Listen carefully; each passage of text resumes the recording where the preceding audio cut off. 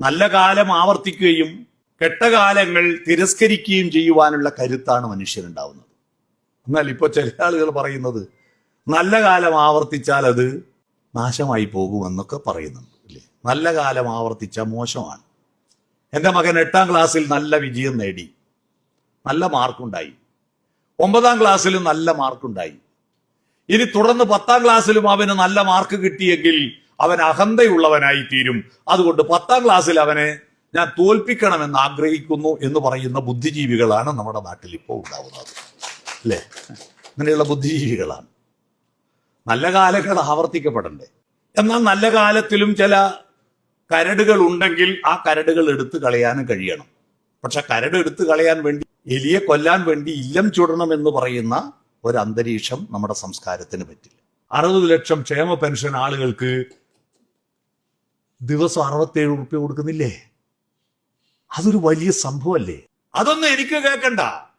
എനിക്ക് അഹന്തയുള്ള ജനാധിപത്യം വളരരുത്. അതുകൊണ്ട് അടുത്ത തെരഞ്ഞെടുപ്പിൽ പരാജയപ്പെടുന്നു. ഈ പെൻഷൻ കൊടുത്തതൊന്നും എനിക്ക് വിഷയമല്ല. എങ്ങനെയാ സച്ചി മാഷക്ക് അങ്ങനെ പറയാൻ തോന്നിയത്? ഈ പാവപ്പെട്ടവർക്ക് പെൻഷൻ തുടർന്ന് കിട്ടുമോ? 18 മാസം കുടിശ്ശിയാക്കി വെച്ചവരാണോ?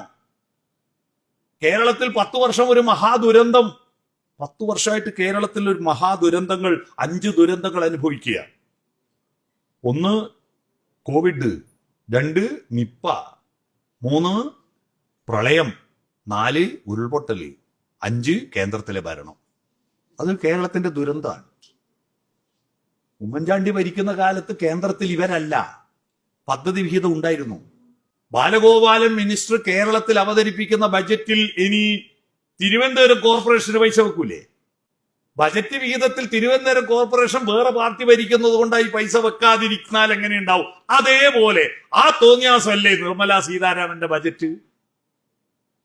നിർമ്മലാ സീതാരാമന്റെ ബജറ്റിൽ കേരളം ഇല്ലല്ലോ, ആമമുട്ടയല്ലേ ഉള്ളൂ.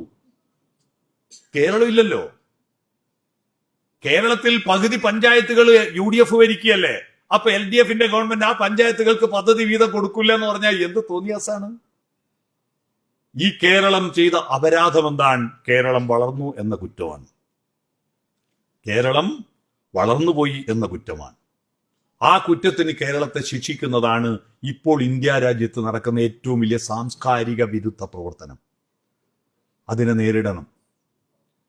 ഈ കേരളത്തിലെ ജനതയെ കൂടെ നിർത്താൻ കഴിയണം. മറ്റു ഭരണത്തിന്റെ പ്രക്രിയകളോ അതിന്റെ വിഷയങ്ങളൊക്കെ അതൊക്കെ വേറെ. മെയിൻ പ്രശ്നം ഇതാണ്. അപ്പൊ കാതെടുത്ത് കമത്തി വെക്കുക.